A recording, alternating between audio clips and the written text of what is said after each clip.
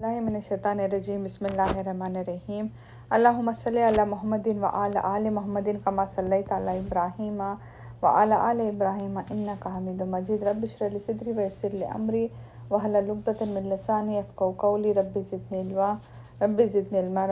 इल्मा औज़ु बिल्लाहि मिनश्शैतानिर्रजीम बिस्मिल्लाहिर्रहमानिर्रहीम।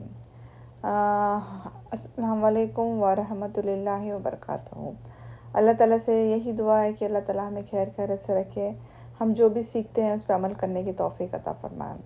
अल्हम्दुलिल्लाह, जैसे हम लोगों ने लास्ट टाइम कंटिन्यूशन में थे कि जंग उहद देख लेते हम लोग। अल्लाह से उम्मीद है कि आपने उसको देखे होंगे और उसको समझने की कोशिश किया रहेगा।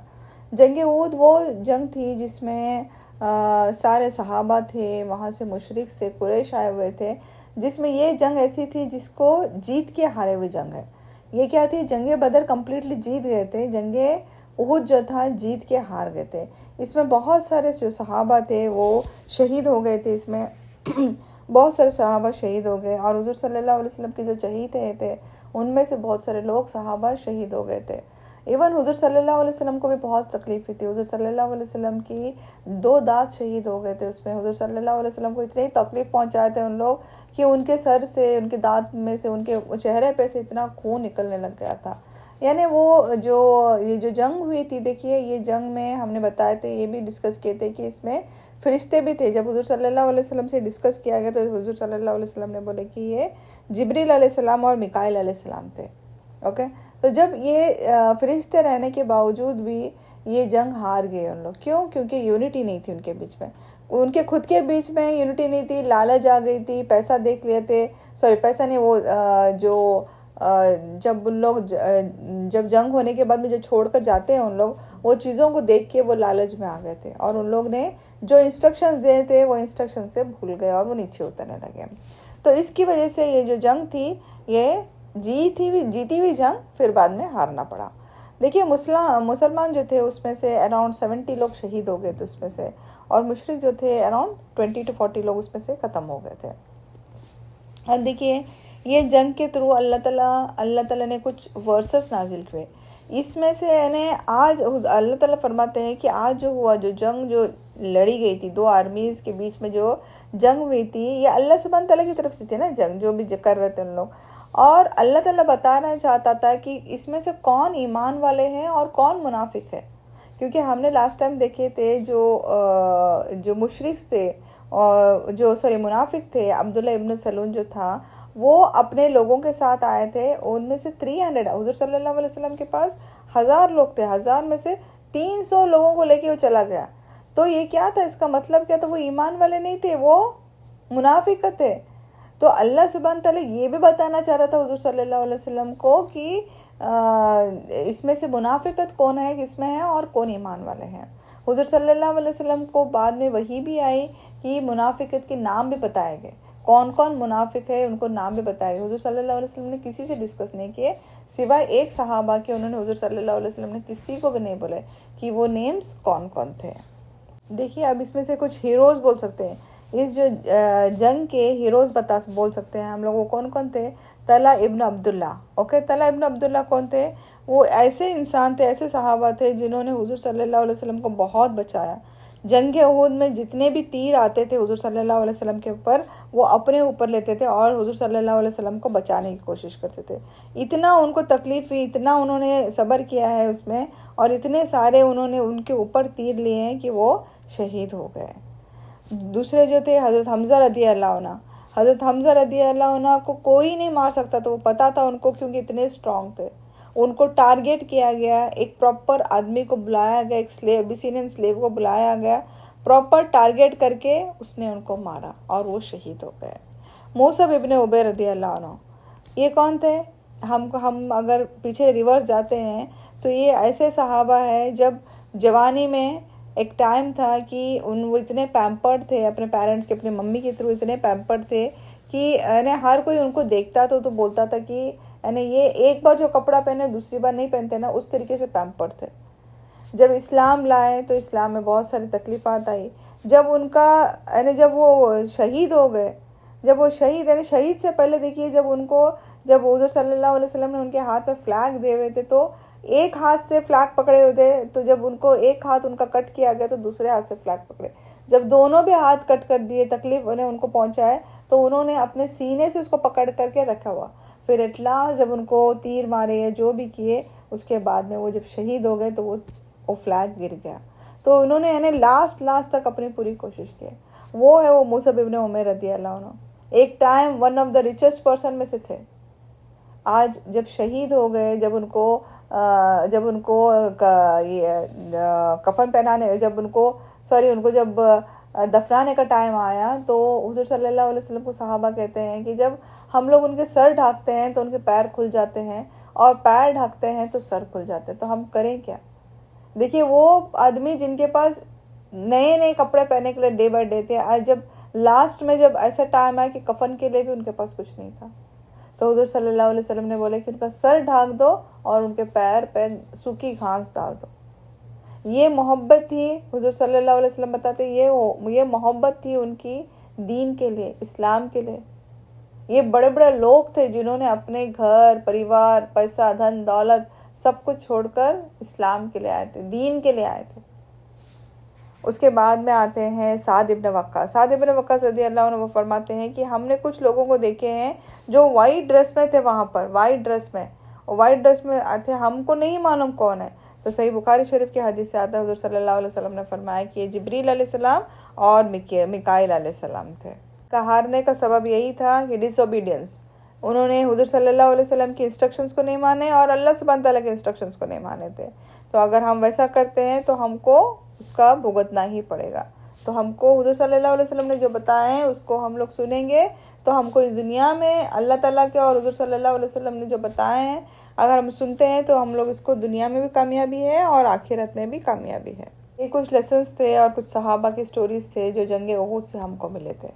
ओके, ये इसके बाद से ऐसा कभी भी जंग में नहीं हुआ था जिस तरीके से जंग उहद में हुआ था। अब देखिए हम लोग थोड़ा सा हज़रत हमज़ा रज़ी अल्लाह अन्हु के बारे में देखते हैं कि क्या हुआ उनके साथ में जंग उहद में। जैसे मैंने आपको बताई थी, हज़रत हमज़ा रज़ी अल्लाह अन्हु को हुज़ूर अल्लाह ताला फरमाते हैं कि अल्लाह ताला ने उनको एक टाइटल मिल गया था, वो था सैयदुल शुहदा, okay, and leader of martyrs. Okay, अब हज़रत हमज़ा रज़ी अल्लाह अन्हु को हम लोग को मालूम है क्या हुआ था कि जो हिंद थे, हिंद ने वैशी को उन्होंने वैशी को बोला था कि उसको किसी तरीके से हज़रत हमज़ा रज़ी अल्लाह अन्हु को उनको कत्ल करना है, और कत्ल भी करने के बाद में क्या करना है उसको हिंद ने बोले थे कि मैं उनका जो है उनका स्टमक तक मुझे कट करना है, उनका पूरा स्टमक बेली तक उनको कट किया जाएगा, बेली तक कट करना है, और मुझे उनका लीवर जो है, उनका कलीजा है जो है मुझे चबाना है। यानी वो देखिए कितना उनकी इसमें दुश्मनी थी कि वो जो जंग बदर में हुआ था, जो उनको उनके साथ में वो रिवेंज लेना था उनको। तो हज़रत हमज़ा रज़ी अल्लाह उनका जब इंतकाल हो गया तो हिंद का इंस्ट्रक्शंस वही था कि उनको मारना है। जब हज़रत हमज़ा रज़ी अल्लाह उन्हें ख़त्म हो गए, उनका इंतकाल हो गया, तो जो हिंद थी वो आई और उन्होंने उनका जो स्टमक था उनको कट करा, और उसमें से उन्होंने उनका लीवर निकाला। उनका लीवर वो एक्चुअल में खाना चाहती थी, बट उसने सिर्फ च्यू किया लीवर को और वो स्पिट करके चली गई। जब हुज़ूर सल्लल्लाहु अलैहि वसल्लम, जब ये जंग होने के बाद जब हुज़ूर सल्लल्लाहु अलैहि वसल्लम वहाँ पर आए, तो हुज़ूर सल्लल्लाहु अलैहि वसल्लम के चाचा थे ये। हुज़ूर सल्लल्लाहु अलैहि वसल्लम ने अपने चाचा को जब ये देखा तो हुज़ूर सल्लल्लाहु अलैहि वसल्लम के आंखों से आंसू निकल गए। यानी उनको इतना ख़राब लगा कि अपने चाचा की किस तरीके से हालत की है, किस तरीके से उनको कट करके उनका लीवर निकाला गया, उनका कलीजा निकाला गया, उसको च्यू किया गया। सोचिए वो क्या औरत थी जिसने इस तरीके से प्लानिंग करके उन्होंने ये किए थे। सिर्फ जंग बदर में हज़रत हमज़ा रज़ी अल्लाह अन्हु ने उतबा को मारे थे करके उन्होंने उनका रिवेंज लिया। तो ये थे हज़रत हमज़ा रज़ी अल्लाह अन्हु। हुज़ूर सल्लल्लाहु अलैहि वसल्लम फरमाते हैं कि जब इस्लाम आ गया था, जब इस्लाम फ़तेह मक्का हो गई थी, फ़तेह मक्का के टाइम पे जो वैशी था वो भी इस्लाम एक्सेप्ट कर लिया था। तो हुज़ूर सल्लल्लाहु अलैहि वसल्लम फरमाते हैं कि हुज़ूर सल्लल्लाहु अलैहि वसल्लम ने सबको माफ़ कर दिया था। जब वैशी उनके सामने आया तो हुज़ूर सल्लल्लाहु अलैहि वसल्लम ने उनको इतना ही रिक्वेस्ट किया कि आप मेरे सामने प्लीज़ मत आओ, आप जब आते हैं ना तो मुझे बस मेरे चाचा का याद आ जाता है, आपको तो मैं कुछ बोल नहीं सकता, बस मैं रिक्वेस्ट यही करूँगा कि आप मेरे सामने मत आओ। आप जब मेरे सामने आते हैं तो मुझे हज़रत हमज़ा रज़ी अल्लाह उनके चाचा का याद आता है, जो जिस तरीके से उनको शहीद किया गया था। तो ये कुछ मार्टियर्स थे जो शहीद हो गए थे, ये लोगों के बारे में था। सफ़िया जो थी हज़रत हमज़ा रदी अल्लाह अन्हु की जो बहन थे, वो हज़रत हमज़ा रदी अल्लाह अन्हु का लास्ट का दीदार करना चाह रहे थे। वो देखना चाह रहे थे हज़रत हमज़ा रदी अल्लाह अन्हु को, पर हुज़ूर सल्लल्लाहु अलैहि वसल्लम ने उनको मना किए, क्योंकि हज़रत हमज़ा रदी अल्लाह अन्हु को बहुत बुरी तरीके से उनको फाड़ा गया था। और वो एक बार ऐसी चीज़ देख लेते तो फिर इंसान को तकलीफ़ होती है, तो हुज़ूर सल्लल्लाहु अलैहि वसल्लम ने मना किए। बट वो एज ए सिस्टर उन्होंने हुज़ूर सल्लल्लाहु अलैहि वसल्लम से जाके बोले कि मैं सब्र करूँगी, मैं न चीखूँगी न चिल्लाऊँगी, बस मुझे मेरे भाई का एक बार चेहरा देखना है। तो देखिए, कभी कभी हम लोग को भी समझ में आना चाहिए कि कभी इंसान अगर किसी वजह से अगर ऐसा हो जाता है कि उनका चेहरा नहीं देख सकते हैं, तो उसमें हम लोग को कभी गलत नहीं समझना चाहिए कि कभी कभी होता है, अल्लाह ना करे कभी कुछ ऐसा हादसा हो जाता है कि हम नहीं देख सकते, उसमें कोई गलत नहीं है।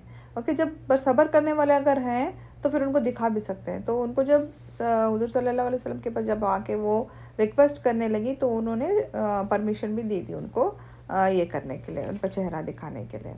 तो देखिए, ये सारा कुछ मैंने आपको वैशी का भी बताई, वैशी का भी जिसने हज़रत हमज़ा रज़ी अल्लाह को मारा था, वो बाद में मुस्लिम भी बना।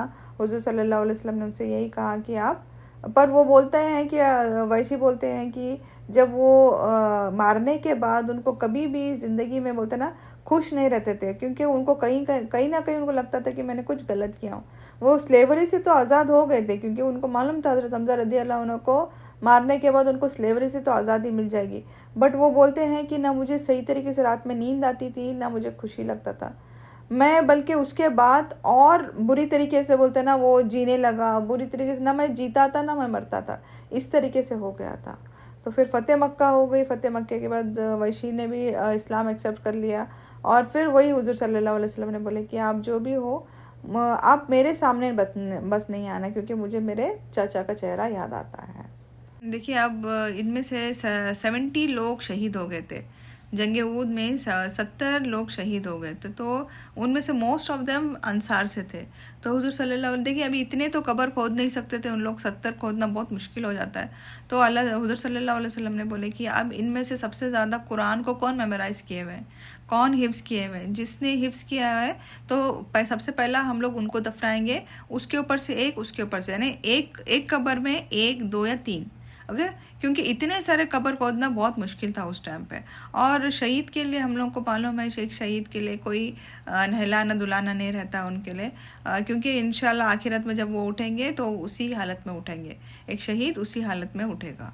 देखिए, इससे हम लोग को क्या पता चलता है, जब कब्र में डाले ना, तो ना हम लोग को ना उधर ना हमारा पैसा काम आ रहा है, ना कपड़े काम आ रहे हैं, ना कुछ हम लोग चीज़ें लेकर जाए चले गए, उन लोग कुछ भी नहीं लेके गए। क्या लेकर गए जब कब्र में डाले थे? सिर्फ अमाल, जो नेक अमाल किए थे बस वो लेकर चले गए, और कुछ भी नहीं। कब्र में डालने के वक्त ना सोचते हैं कि इनका घर है, इनकी गाड़ी है, ना इनके पैसा है, कुछ भी नहीं जाता जब कब्र में जाते हैं। तो बस जो अमाल जो दुनिया में करें, अल्लाह ताला ने जो वक्त दिया है, जो अमाल करते हैं, बस वही हम लोग लेकर के अपने कब्र में जाते हैं। इससे हमेशा ये एक चीज़ों से हमको सीखना है। इस जो 70 शहीद हो गए सहाबा, क्या लेकर चले गए उन लोग? बस वही आमाल जो उन्होंने किए थे वो लेकर चले गए। तो हमको भी इससे सीखना है कि हम लोग भी हमारी कब्र की तैयारी करना है। हर इंसान को अपनी कब्र की तैयारी करके रखना बहुत ज़रूरी है। देखिए, अब स्टोरी आती है हामना बिनते जाश की। हामना बिनते जाश कौन है? रदी अल्लाह अन्हा। उनके भाई का नाम था अब्दुल्ला बिन तेजाश, वो भी शहीद हो गए थे। तो जब उनको बताया गया कि उनके भाई शहीद हो गए, तो उन्होंने दुआ की कि अल्लाह हमको सब्र करने की ताकत दे। तो फिर उनको ये भी बताया गया कि आपके जो अंकल थे हज़रत हमज़ा रदी अल्लाह अन्हु, वो भी शहीद हो गए। तो उन्होंने फिर से दुआ की कि अल्लाह हमको सब्र करने की ताकत दे। जब थर्ड उनको बताया गया कि आपके शौहर का मुसअब इब्न उमैर रदी अल्लाह अन्हु, उनका भी इंतकाल हो गया, तो वो एकदम से रोने लग गई। तो हुज़ूर सल्लल्लाहु अलैहि वसल्लम फरमाते हैं कि एक बीवी और शौहर का जो रिश्ता है वो बहुत अलग है, बहुत करीब एक दूसरे के साथ, बजाय उनके चाचा हो या भाई हो। क्योंकि अब 3 की खबर सुनाए हैं, पहले भाई की कुछ सुनाए, फिर चाचा की सुनाए, फिर शौहर की सुनाए। जब दूसरे भाई की और चाचा की सुनाए तो उन्होंने सिर्फ दुआ की कि अल्लाह हमें सब्र करने की ताकत दे। जब शौहर की सुनाए तो उन लोग वो एकदम से रोने लग गई। तो हुज़ूर सल्लल्लाहु अलैहि वसल्लम ने फरमाया कि ये जो रिश्ता है ये बहुत अलग सा रिश्ता है और बहुत करीब है, एक दूसरे के दिल के बहुत करीब है। वो वक्त जो रहता है ना, एक्चुअल में हम लोग जब तक है तब तक नहीं समझता। वो जब इंसान जब चला जाता है तब उसकी अहमियत, उसके रिश्ते की, उस इंसान की अहमियत हम लोगों को तब मालूम पड़ती है। देखिए बहुत सारे सहाबा शहीद हो गए थे, तो उनके वाइफ जो थे अब वो विडो हो गए थे, अब उनके साथ कोई गार्डियन नहीं था। तो कुछ सहाबा जो थे उन्होंने उनके साथ दोबारा निकाह कर लिया, ओके, तो उनके गार्डियन बन गए थे। अब अभी नेक्स्ट स्टोरी हम लोग देखेंगे, वो है उमर बिन खत्ताब रदी अल्लाह, उनकी बेटी की, ओके। उनकी बेटी का नाम था हफ्सा रदी अल्लाह अन्हा। तो उमर बिन खत्ताब रदी अल्लाह अन्हा जो उनकी बेटी थी, उनकी भी हस्बैंड का, वो भी हस्बैंड शहीद हो गए थे। अब देखिए जब बेटी के हस्बैंड यानी जो अपना जवाई है उनका जब शहीद हो गया, तो बेटी का कितना एक अब्बा जो रहते हैं, बाप जो रहते हैं, वो कितने बच्चों के लिए अपने परेशान रहते हैं। देखिए उमर इब्न खत्ताब रदी अल्लाह अन्हा सबसे पहला इनके पास गए, उस्मान बिन अफ़्फ़ान उस्मान रदी अल्लाह अन्हा के पास गए और बोलने लगे कि अपनी बेटी के रिश्ते के बारे में बोले, और कहा कि मेरी बेटी हफ्सा के साथ निकाह कर लो। तो जो उस्मान रदी अल्लाह अन्हु जो थे उन्होंने बोले कि अब मेरा कोई इरादा नहीं है निकाह करने के लिए। तो फिर वहाँ से निकले और फिर वो अबू बकर सिद्दीक़ रदी अल्लाह अन्हु के पास गए और बोलने लगे कि आप मेरी बेटी के साथ निकाह कर लो। तो अबू बकर सिद्दीक़ रदी अल्लाह अन्हु जो थे वो खामोश हो गए। तो और जब खामोश हो गए तो उमर रदी अल्लाह अन्हु जो थे वो वहाँ से निकल गए, उन्होंने कुछ नहीं बोला और वहाँ से निकल गए। और उमर रदी अल्लाह अन्हु सोचने लगे कि एटलीस्ट मुझे, जैसे उस्मान रदी अल्लाह अन्हु ने बोले थे, एटलीस्ट मुझे उमर रदी अल्लाह सॉरी अबू बकर सिद्दीक़ रदी अल्लाह अन्हु बोलना तो चाहिए था कि उनका कोई इरादा नहीं है, बट वो खामोश हो गए। तो कुछ ही दिन गए थे, उनको वहाँ से हुज़ूर सल्लल्लाहु अलैहि वसल्लम के तरफ से एक प्रपोज़ल आया, और प्रपोज़ल क्या था, उनकी बेटी को निकाह में हुज़ूर सल्लल्लाहु अलैहि वसल्लम ने मांगे थे। जब उन्होंने ये प्रपोज़ल देखा तो हज़रत उमर रदी अल्लाह अन्हा इतने खुश हो गए, क्योंकि हुज़ूर सल्लल्लाहु अलैहि वसल्लम का रिश्ता आया था उनकी बेटी के लिए, जो कि उन्होंने उस्मान रदी अल्लाह अन्हु के पास गए थे और अबू बकर सिद्दीक़ रदी अल्लाह अन्हु के पास गए थे। जब हुज़ूर सल्लल्लाहु अलैहि वसल्लम के साथ उनकी बेटी का रिश्ता हुआ तो अबू बकर सिद्दीक़ रदी अल्लाह अन्हु ने उनको बोलने लगे कि मुझे मालूम है कि आपको बहुत बुरा लगा उस रोज़ जब आप आए थे रिश्ता लेकर के, और मैं खामोश हो गया था। मेरा खामोश होने का रीज़न भी यही है कि मुझे इस आपसे पहले मुझे मालूम था, क्योंकि हुज़ूर सल्लल्लाहु अलैहि वसल्लम ने मेरे सामने आपकी बेटी का जिक्र कर चुके थे। तो जब आपकी बेटी का जिक्र कर चुके थे निकाह के लिए, तो मैं कैसे हाँ बोलता, और ये बात मेरी और हुज़ूर सल्लल्लाहु अलैहि वसल्लम के बीच की थी, तो मैं आपको नहीं बता सकता था। देखिए यानी कितनी अच्छी बात है कि एक अब्बा जो है, एक फादर जो है, अपनी बेटी के लिए कितनी फ़िक्रमंद है कि वो लोगों के पास जा रहे हैं और पूछ रहे हैं कि वो शादी करने के लिए तैयार हैं। आज हम लोग सोचते हैं कि किस तरीके से हम लोग एक रिश्ता लेकर जाते हैं। देखिए ये हम लोग को इससे बहुत कुछ मालूम पड़ता है कि किस तरीके से हुज़ूर सल्लल्लाहु अलैहि वसल्लम के रिश्ते आए थे और हुज़ूर सल्लल्लाहु अलैहि वसल्लम ने किनके साथ शादी किए थे। हुज़ूर सल्लल्लाहु अलैहि वसल्लम ने जितने भी जो भी जिनके साथ शादी किए थे, देखिए उनका ऑलरेडी निकाह हो चुका था, उनके हस्बैंड शहीद हो गए थे। तो बहुत सारे ऐसे थे जिनके जो विडोज़ थे, ओके। सिर्फ हज़रत आयशा रदी अल्लाह ने एक ही थे जो यंग थे और उनके साथ शादी हुई थी। बाकी जितने भी थे उनके कहीं ना कहीं उनके हस्बैंड्स का इंतकाल जो है वो कोई ना कहीं जंग में हो गया था, कोई शहीद हो गए थे, तो इसकी वजह से उनके साथ शादी हुई थी। तो हुज़ूर सल्लल्लाहु अलैहि वसल्लम की जो नेक्स्ट मैरिज थी वो है ज़ैनब बिन्त हुज़ैमा के रदी अल्लाह अन्हा के साथ, ठीक है। इनके जो हस्बैंड थे, इनका हस्बैंड का इंतकाल है ना, शहीद हो गए थे, जंग बदर में वो शहीद हो गए थे। और उनको जो बोला जाता है, जो ज़ैनब रदी अल्लाह अन्हा है, उनको बोला जाता था उम्मुल मसाकिन। उम्मुल मसाकिन यानी क्या, जो गरीबों को हेल्प करते हैं, जो गरीबों को बोलते ना, अपने पास ना होते हुए भी वो दूसरों को हेल्प करते थे। इतना उनका हाथ इतना लंबा था कि हमेशा दूसरों को देने में थे वो, ओके। पर इन्होंने ये जो ज़ैनब रदी अल्लाह अन्हा थे, ये सिर्फ और सिर्फ 8 महीने के लिए वो हुज़ूर सल्लल्लाहु अलैहि वसल्लम के साथ थे, यानी शादी के बाद वो सिर्फ 8 महीने तक रहे। 8 महीने के बाद में उनका इंतकाल हो गया। अब सबसे फर्स्ट वाइफ का जो इंतकाल हो गया था वो थे हज़रत खदीजा रदी अल्लाह अन्हा, और सेकंड जो वाइफ का इंतकाल हो गया था वो थे उम्मुल मसाकिन यानी ज़ैनब रदी अल्लाह अन्हा। इसके बाद जो है जो फ़ातिमा रदी अल्लाह अन्हा के जो बेटे थे उनकी पैदाइश हुई है। हसन रदी अल्लाह अन्हु जो थे रदी अल्लाह अन्हु, जो उनकी पैदाइश इसके बाद में हुई है। उनका तो मैं आपको बता चुकी हूँ, हसन रदी अल्लाह अन्हु और हसन और हुसैन उनके जब पैदा हुए थे तो किस तरीके से बच्चे थे और वो किस तरीके से अपने नाना हुजूर सल्लल्लाहु अलैहि वसल्लम के साथ किस तरीके से शरारत करते थे और हुजूर सल्लल्लाहु अलैहि वसल्लम उनको कितना प्यार करते थे। हम लोग ये सब कुछ माशाल्लाह से देख लिए हैं। तो अब इंशाल्लाह हम लोग एक दूसरी टॉपिक पे जाएंगे जो हुजूर सल्लल्लाहु अलैहि वसल्लम के पास तब एक जो शराब जो आई थी उसको किस तरीके से हराम की गई थी, किस तरीके से ना शराब को अल्कोहल जो था, अल्कोहल, गैम्बलिंग, ये सब चीज़ें उन लोग ने हुजूर सल्लल्लाहु अलैहि वसल्लम को किस तरीके से वही आई और क्या क्या हुआ, और उसके बाद में इंशाल्लाह नेक्स्ट क्लास में हम लोग इंशाल्लाह उसके बारे में देखते हैं। ठीक है, आज की क्लास हम लोग इंशाल्लाह यहीं पे ख़त्म करते हैं। तब तक अपना ख्याल रखिए, अपने दुआओं में याद रखिए, हम सबको अपने दुआओं में याद रखिए। अल्लाह ताला से यही दुआ है कि अल्लाह ताला हमें सीखने और समझने की तौफीक अता फरमाए। अल्लाह ताला हमारे से जो भी गुनाह हैं, जो भी गलतियां हैं, अल्लाह ताला हमारे सारी गलतियों को माफ़ कर दे, हमारे गुनाहों को माफ़ कर दे, हम सबको जन्नतुल फिरदौस अता फरमाए, हमें जहन्नुम की आग से बचाए, हमारे सारे मुश्किलात को दूर कर दे, हमें नेक काम करने की तौफीक अता फरमाए, हमारे बच्चों को हमारी आँखों की ठंडक बनाए, हमारे बच्चों को सही और सीधे रास्ते पर चलने की तौफीक अता फरमाए। या अल्लाह हमारे में जितनी भी तकलीफ बुराइयां हैं, जो भी बीमारियां हैं, सारे बीमारियों को दूर कर दे। जो भी दुनिया में तकलीफ़ में है अल्लाह, जिनकी भी बिस्तर पे है, जो बेड रिडन है, जो बीमार है, अल्लाह ताला हर एक इंसान की बीमारी को शिफा दे, सेहत और तंदुरुस्ती अता फरमा। अल्लाह हमें इस दुनिया में और आखिरत में कामयाब अता फरमा। वाखिर दावाना अल्हम्दुलिल्लाहि रब्बिल आलमीन। सुब्हानक अल्लाहुम्मा अशहदु अल्ला इलाहा इल्ला अंता अस्तगफिरुका व अतूबु इलैक।